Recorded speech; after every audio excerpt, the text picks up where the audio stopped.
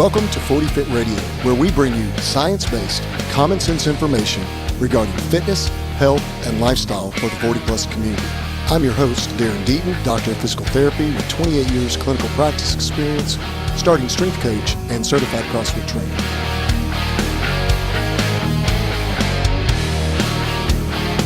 Forty Fit Radio, real people, real fitness, real health.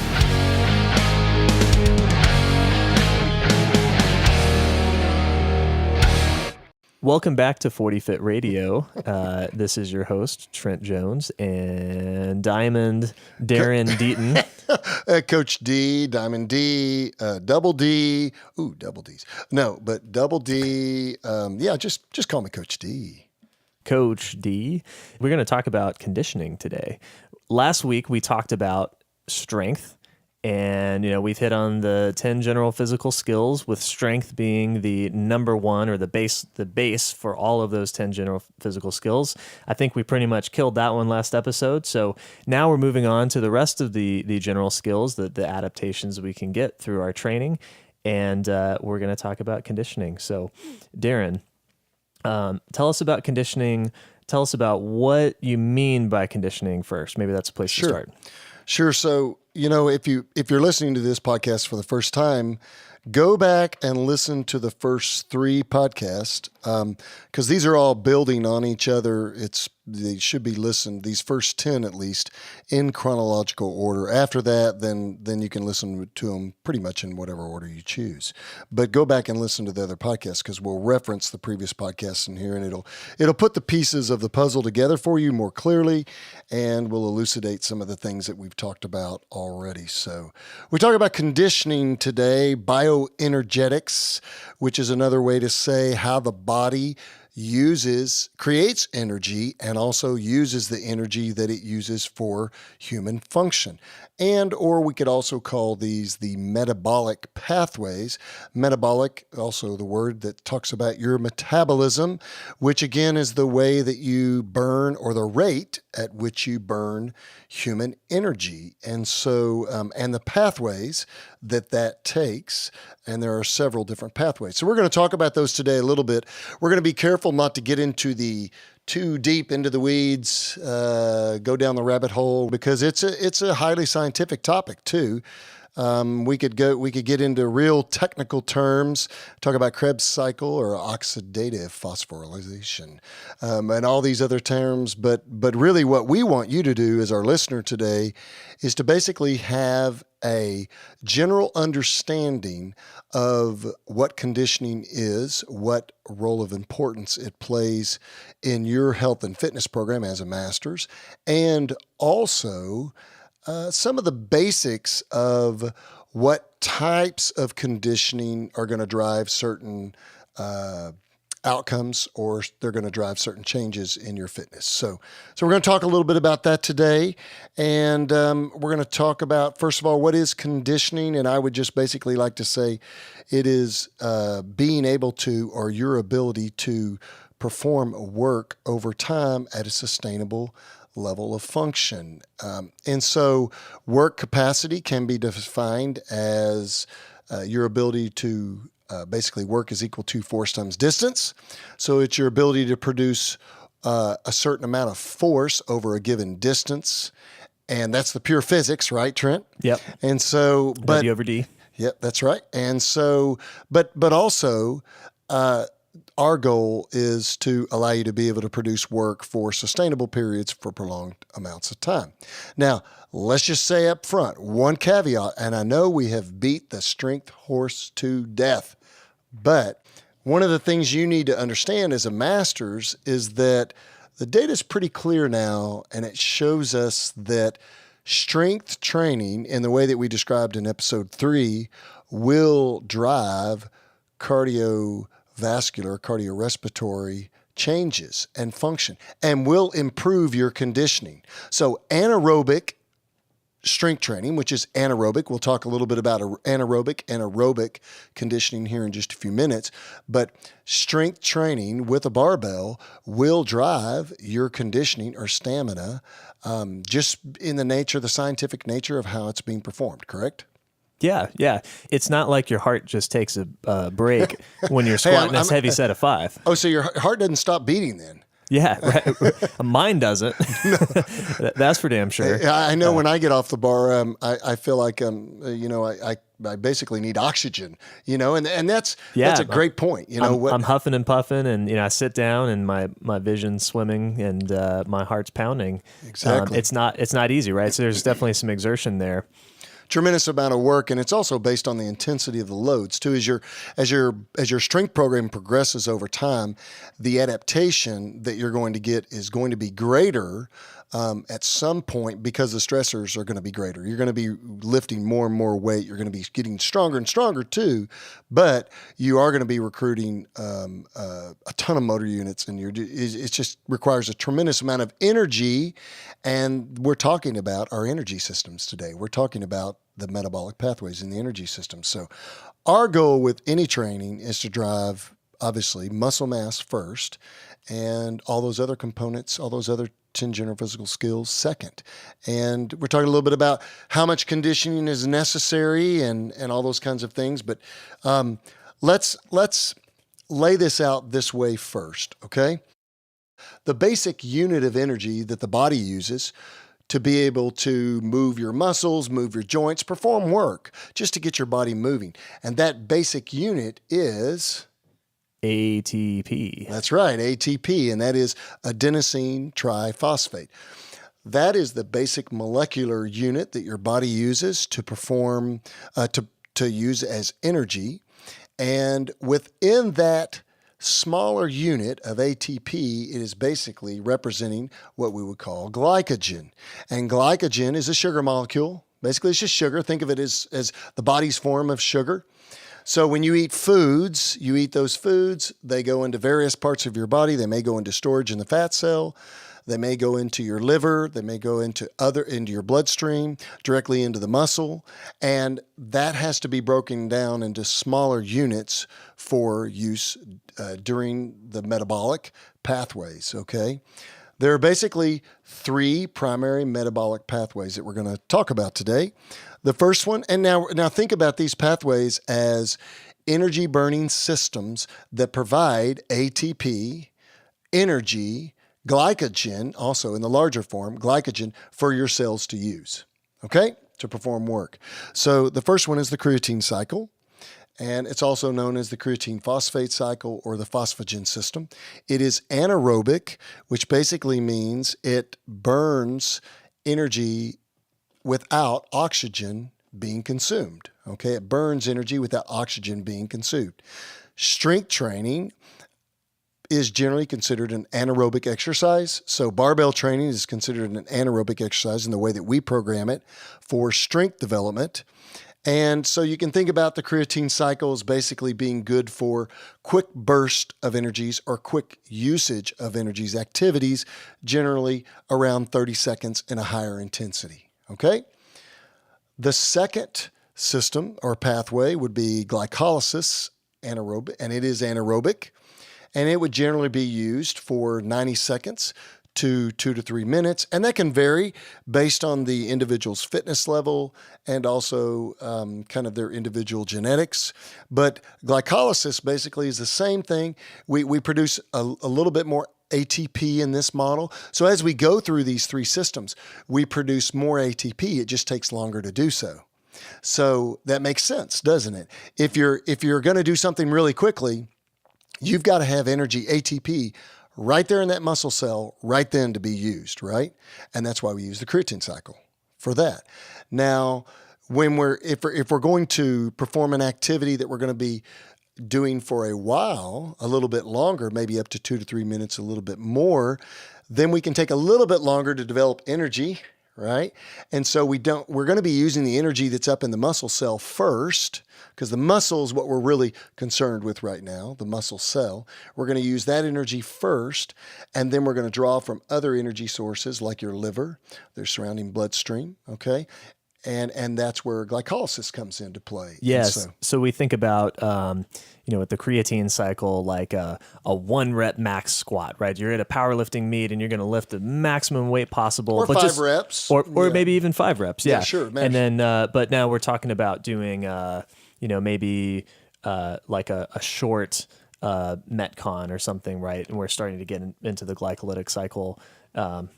And then where do we go from there? Right. And I think also if you're doing barbell training and your rest cycle is short enough in between bouts, then well, here's the thing, guys. You're using all 3 of these pathways simultaneously. You don't use one and then it switches off and then you go to the next and that one switches on, and it just doesn't work that way. You're using all 3 of these cycles or all three of these metabolic pathways simultaneously, and that's important to realize. So there's some overplay and some work together and give and take within these 3 systems. So the last one would be oxidative phosphorylation, or we'll just call it oxidative. For our purposes, it's easier to say, and that's an aerobic pathway where you're burning more oxygen and you're still using glycogen as your fuel source, but you're most likely pulling that glycogen, that sugar, basically for energy to develop ATP from the fat cell. Because the fat cell is basically a storage unit, a storage vehicle to be able to store food products in the form of glycogen. Okay. And so you're pulling that energy from the fat cell and using it for oxidative purposes. And this particular system, this particular pathway can be used for activities at lower intensities for longer than, say, 3 minutes, 5 minutes, whatever that magic number is for each individual. But it's basically used for longer activities at lower intensity levels. Okay. So 3 main pathways: the creatine cycle, the first, short burst of energy, higher power producing, higher performance, anaerobic in its nature.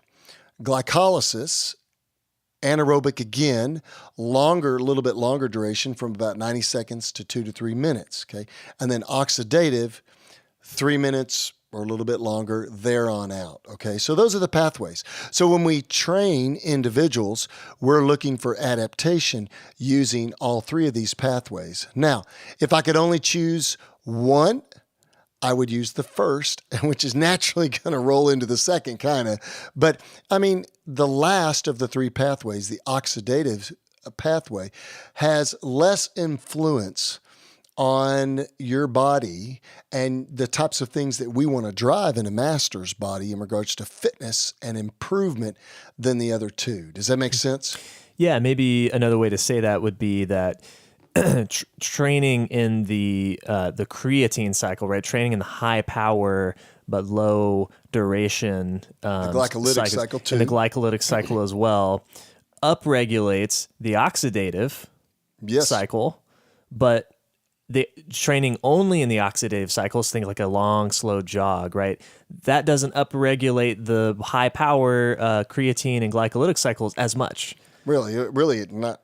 Or maybe not at all. Right. Very, very, very little. And the English, the layman's version of that would basically be this. If you're strength training, you're going to get more bang for your buck, just purely strength training, and improving your endurance and improving every other 10 general physical skill than you will if you just did endurance training. Endurance training is going to have less influence on all those other skills than strength training in and of itself will. And so that's important to realize as a master's, because we want to get the best return on investment for our training. And, if you're out there and you're running an hour, then there's a lot of things that we could say that you're not doing.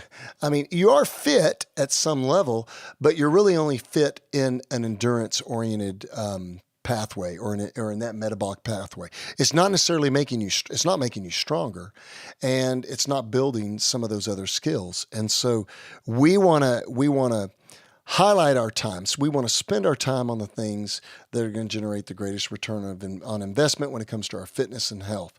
And so when we talk about these three pathways, I like to think about it and this is kind of an old school country boy or redneck version, and that is all produced ATP for energy is used for work of the muscle cell when we're talking about what we're talking about.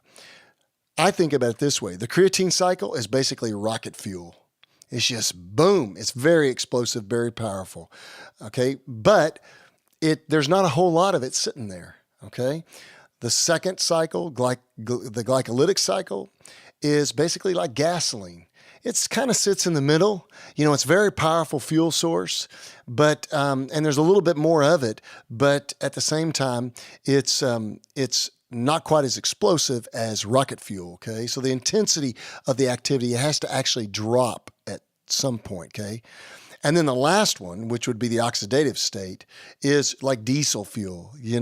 It's not an explosive fuel, but it can last a long, long time. And what do you see locomotives run off of? Diesel fuel. Because it just runs for a long, long time. It's very efficient, and it can run for a long, long time. So if you're going to do some conditioning, we do have some pretty good literature on training strength and endurance at the same time. And what we do know so far is that if you try to do a lot of endurance training while you're doing strength training, it's going to detract from your strength gains. It's going to take some of the recovery. There's only so much recovery in your tank, in your immune system, so that you can recover to the stressors that physical training are providing to your body. And so you've got to have enough left in the tank to be able to recover from the loads that you're lifting.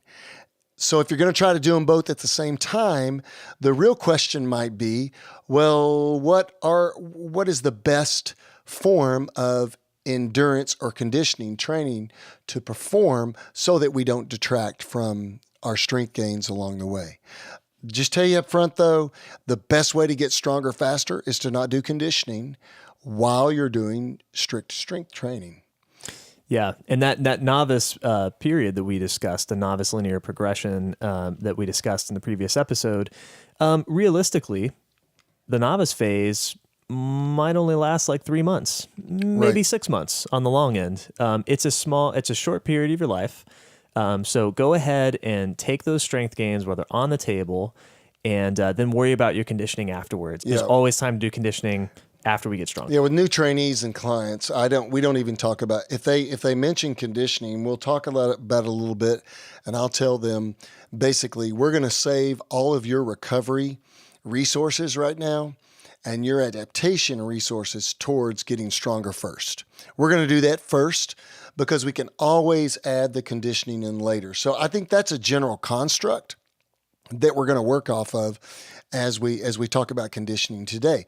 I would not do conditioning with an individual that I hadn't done strength training with first.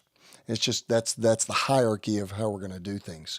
And so when we talk about strength training then and wanting to do some conditioning at the same time, then it leads us to what does the science show about what is the best form of conditioning that we can do and still not detract as much from our strength and our strength training. And that appears to be high intensity interval training, or what some people call HIIT or interval training. And in the CrossFit world, we call these Metcons. Unfortunately, there's all lengths of Metcons. Metcon means metabolic conditioning. So if you're someone that does CrossFit, you also have heard the term Metcon, which basically means metabolic conditioning. The problem with that term is that it doesn't quantify or specify the length of duration. And the length of duration when it comes to conditioning training really does dictate where the intensity level is going to be on that activity. Because if the activity is longer than 5 minutes, the intensity level has to drop significantly just because the oxidative pathway, the oxidative energy system, just doesn't provide enough energy to maintain those real high levels of performance. And so it's got to taper off and drop off over time. So Trent, now let's talk about the different types of conditioning and what we recommend our masters trainees use as their primary form of conditioning if they've already built their strength base what can they use as conditioning thereafter? So there are three basic types of conditioning. There's long, slow distance, which would be conditioning at a much lower intensity level for much longer periods. Yep. Anything really outside of 20 minutes, I would consider more long, slow distance. Some people would consider that to be 30 minutes because the average 5K is between 20 to 30 minutes for most individuals running. Yeah. And you can run a 5K at a pretty high intensity level, okay? But that still would be pushing it out there time domain wise. There's long, slow distance. There's high intensity interval training. Okay, that's another method, and that could be done in different time frames too. Okay, and then there's also just standard interval training, and we'll talk about that in just a minute. But all three of these activities, these types of conditioning, are dictated by the time domain. So as the time gets longer, the intensity has to drop. As the intensity drops, the effectiveness in that exercise or that activity to drive change in the human body becomes less. Does that make sense? It's a smaller stressor. Right. And so our goal are to keep the stressors fairly high to drive adaptation, to drive to drive change in the human body, okay? So for masters, what we like to use, we like to stay away from long, slow distance as much as possible unless there's a sport-specific need. I mean, if you're going to run marathons, at some point you have to put some miles on your feet. Yeah, some absolutely. miles on your joints because your skin's got to get used to the running. You've got to develop some callousing. I mean, you've got to get used to chafing and all those things that are associated with those activities. And there's some technique involved too, right? We want to. Yeah, and you've got to learn how to fuel along the way. You've got to learn how to intake foods and energy as you're racing. So there's some race techniques or some sport specific techniques, things that you develop by going longer. But for the sake of our general masters population, we're going to focus on shorter duration bouts. Okay, anything less than 20 minutes. We're going to keep the intensity levels higher, not always extremely high, but we're going to keep the intensity levels higher, and we're probably going to use intervals, or the exercise duration is going to be short enough that it represents an interval, if that makes sense. Yeah. So it could be something like, let's do something like this. It could be where we had them do sleds. Okay, we had them do sled work. The dreaded sled, The prowler. We could have them do the prowler, and we could do intervals. So we might do 1 minute on of burst intervals and a 1 minute off, a 2 minute off, or a 3 minute off. We could make a 1-to-1 rest, a 1-to-2 rest, or a 1-to-3 rest based on how we want them to refuel for the next bout of activity. Does that make sense? Yeah, we're talking about basically a sprint of some sort. Yeah. A short sprint, and then, exactly, a rest period following that. Right. And so that would, if we use the sled or the prowler, then, and let's say we did 10 1-minute burst of work followed by a 3-minute rest in between those bursts. Okay, those are intervals. That's a much longer workout, but those are intervals. We're doing basically high intensity intervals. Okay, we're sprinting. Okay, we could also do a workout that's just purely 3 minutes of constant work, 5 minutes of constant work, 7 minutes of constant work, 10 minutes of constant work, knowing that as our time domain gets higher, the intensity level has to drop down, okay, just because of the nature of the work and the way our body uses fuel, okay? So when we're comparing, intervals versus constant work, when we take the sled, for example, right, 10 1-minute bursts followed by a rest period in between each of those bursts, we're talking about the time domain in that example would be the 10 1-minute bursts, right? The 10 minutes of time That's domain. That's the work cycles. And we can cycle the intensity. We can move the intensity up or down based on the rest period that we take. We could take shorter rests to make the intensity higher. We can physically with a sled, we could load the sled itself to increase the intensity, right, or lower the weight on the sled to lower the intensity. Which is why interval training is a really effective method, because there's a lot of it's very flexible. Yeah, and interval training drives it's anaerobic and aerobic, obviously, because we're using all energy systems while we're working. But interval training allows you to refuel for the next level of work and you can get your intensity level back up. So here's a good example. Let's say I was running or rowing 400-meter intervals. Then I could do a 400-meter interval at a very high intensity level and then rest.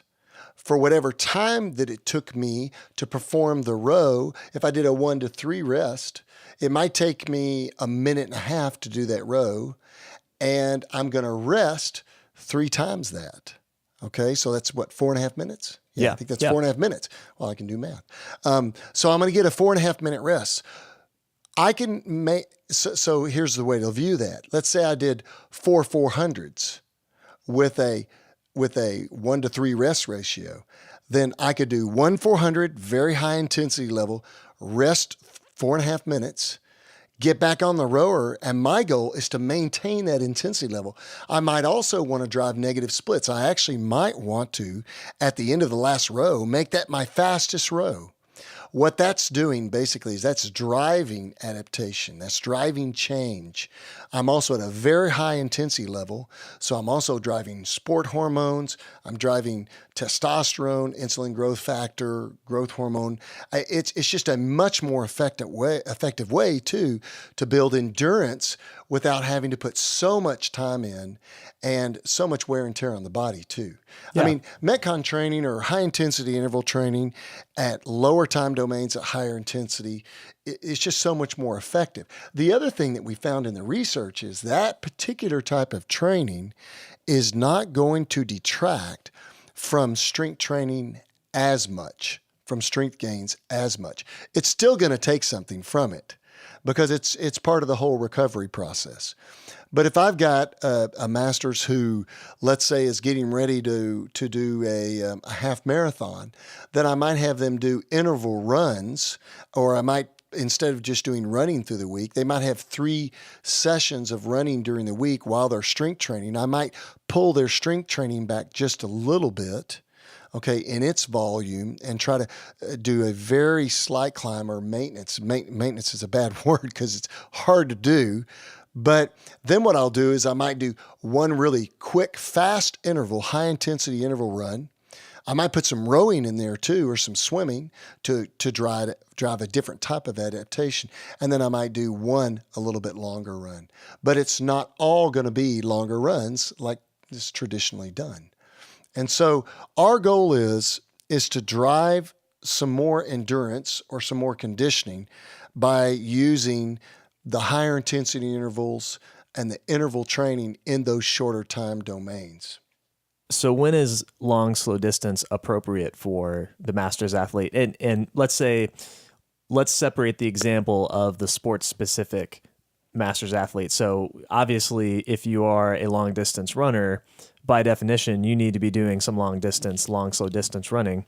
But setting aside that example, is there a reason for your just general fitness master's athlete to use long, slow distance at all? I don't think so. And I know I say that pretty quickly. It's definitely not going to drive their health markers and their fitness in the direction where we want it to go. It's a lot of pounding on the joints. And you know, I think when you start talking about LSD outside of sport-specific needs, there's really very little use for it in the master's population. But if you're going to use LSD, long slow distance training, in master's programming, there should be a specific reason, and it should be sports specific or recreational specific. They could be doing something recreationally that maybe they're not competitive in that sport, but they need to have some suffering time domains out there. Because one of the things that training for longer periods of time too is it builds your mind, it builds your mental fortitude. Just being able to get out there sometimes is good, but we don't want to train in that mode on a regular basis, if that makes sense. Yeah. So I don't see any real purpose for longer endurance training. You know, I have clients all the time that come to me and say, you know, I do 45 minutes on the elliptical. All right, great. Why? What is your purpose? And how have you progressively increased that intensity over time to drive more stress and change so that you're actually getting something from that work in your fitness program? Most of them haven't. because that's not how they're exercising. They're not training. Like we talked about, we program to drive outcomes. So like we talked about earlier too, in an early strength cycle, I would not recommend conditioning for the master's client. I just wouldn't recommend it. I don't think it's purposeful, and I don't think it makes sense until they've built the strength foundation. The way this might look for a general fitness master's client would be once they've built their strength foundation, we're probably doing the barbell 2 to 3 days per week. And we may be still in some form of linear progression, or we may be in a 4-day split, or we may be in something like Texas Method. It varies from client to client.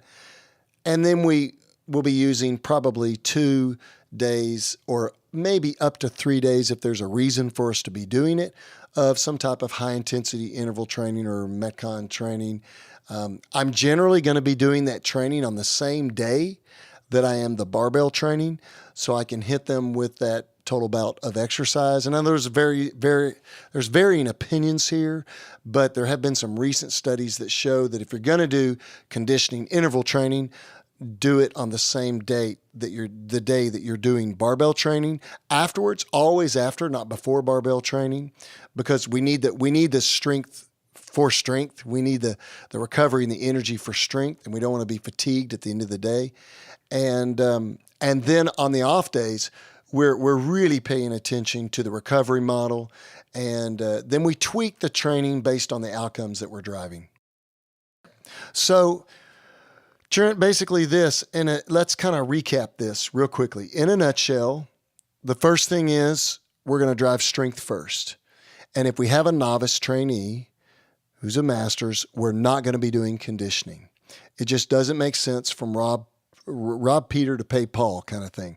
You got to pay me now or pay me later. And that's what I used to tell my CrossFit masters in my gyms. I used to tell them, you know what, the reason why you're not as good in workouts, competitiveness wise, because there's a big competition in that community, is that you're just not strong enough. And the more you delay that strength gain, the longer it's going to take you to be there. So sometimes you got to take some time out and build that strength foundation. Number 2, if we're going to use conditioning, we want to stick to shorter bouts of more intense conditioning. And we're probably not going to do more than 2, maybe 3 bouts a week of that style of conditioning, unless there's a sport-specific need, or that master's is specifically driving to a recreation. It's got to be some type of outcome or goal that we're going towards that they can use in competition or in sport, okay? And then number 3, we do know that strength training alone will drive some conditioning, but long, slow distance training at a much lower intensity level will not drive your strength, okay?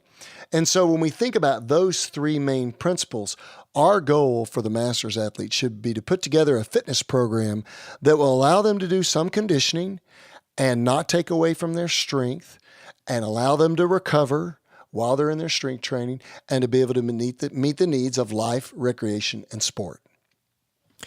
All right, so I want you to give me your top 3 favorite conditioning intervals that require the least amount of equipment, right? So we talked about sleds and rows and all that kind of thing.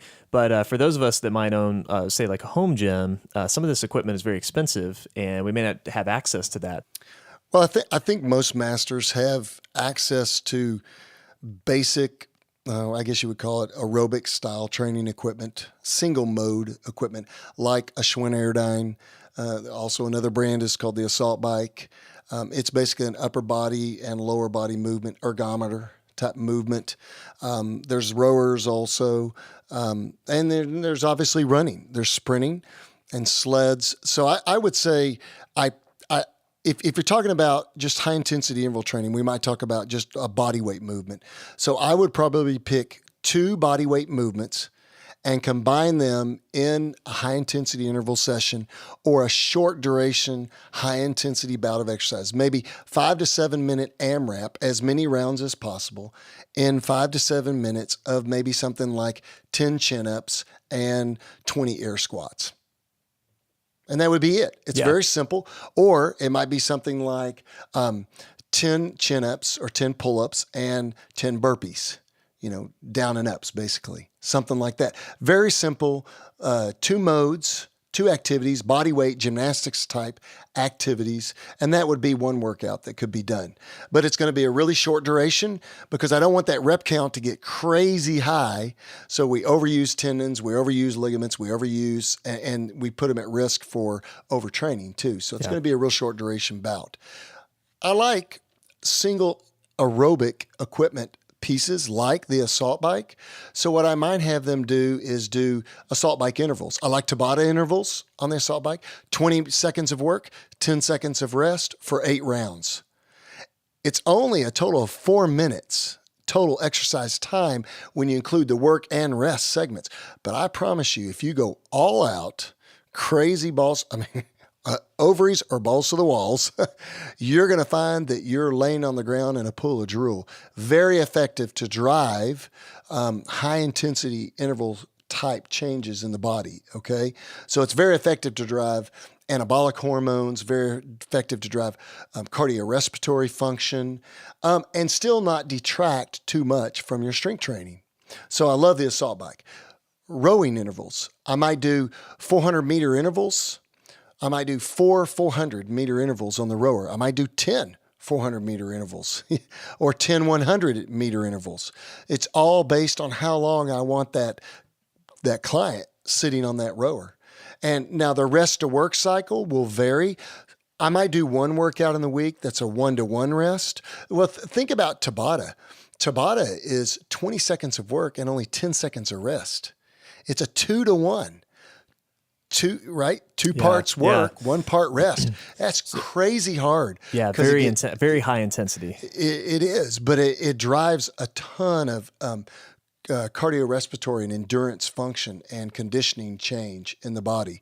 So say we have a trainee who is, let's say maybe in the end of the novice progression, or, sometimes when we talk about novice and intermediate, there's this no man's land between there that we sometimes call the advanced novice. Let's say we have a trainee who decides to start adding some conditioning in, but they're still moving some fairly heavy loads on their strength training days and their strength workouts.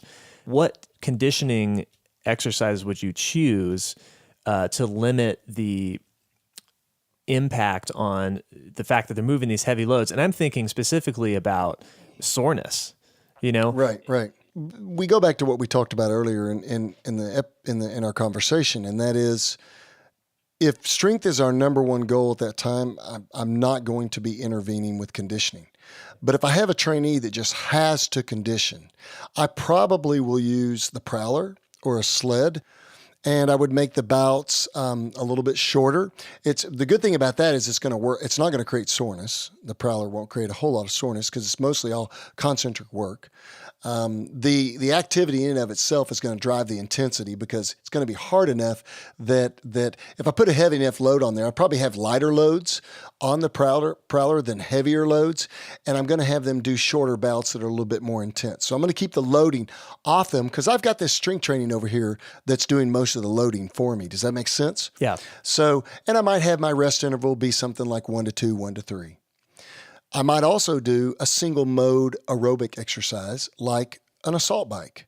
And I might do Tabata intervals on the assault bike. Or I might do 1 minute of work, 2 minutes of rest. And I might do 8 rounds of something like that. So that would be another form of endurance or conditioning training that I could use. It's not going to make them sore.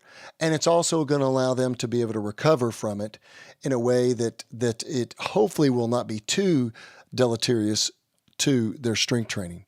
And the last choice. So the first one is using some type of implement, like they're moving weight, loads. So it's not really barbell training, but it is weight lifting in a way, right? Yeah. The sled, the prowler. The second one is really using a pure endurance machine or an endurance event, okay?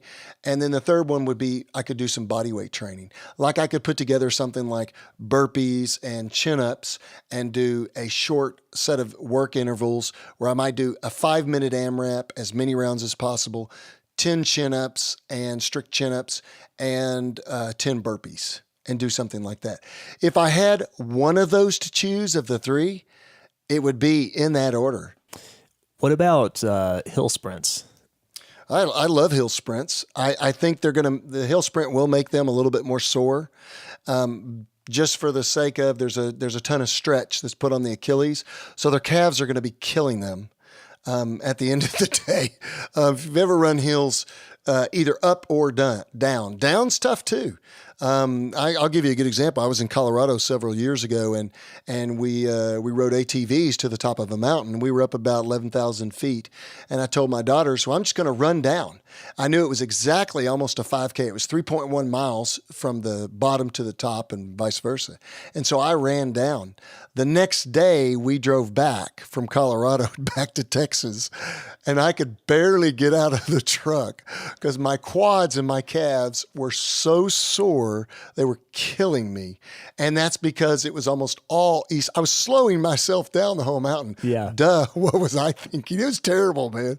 I was crippled for days after that. So, yeah, hill sprints, they're great for sprinting intervals, but you're definitely going to get sore.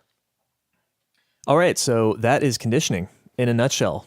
Yeah, I think we beat that horse to death. Lots of ways to skin that cat. There's a lot of different options. Hopefully, we've provided you with some tools to evaluate the right way to incorporate conditioning into your training program. And in future podcasts, we'll break down the specifics of all the different types of conditioning. I think the goal with this podcast was basically just to say, that you can be doing some conditioning, but here are some of the constructs that you need to be able to work within to be able to ensure that you're not robbing Peter to pay Paul kind of thing.